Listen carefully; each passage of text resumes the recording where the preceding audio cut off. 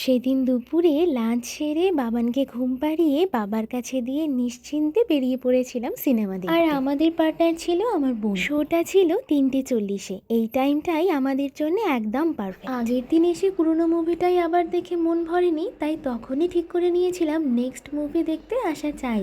পৌঁছে গেছিলাম 10 মিনিট আগে। তারপর এদিক ওদিক ঘুরে একের পর এক ধাপ পেরিয়ে চলে এলাম ডেস্টিনেশন। আর এই হলো আমাদের আজকের মুভি। আগের দিন ট্রেলার দেখেই মনে হয়েছিল দুর্দান্ত হয়েছে, ফাইনালি আজ দেখব। তবে যাই হোক, এই কাজটা আমার দ্বারা একদমই হয় না। আর এদিকে সিনেমা শুরু হতে না হতেই এদের পপকর্ন হয়ে যায় শেষ। রাক্ষসকে নিচ্ছি সাথে করে।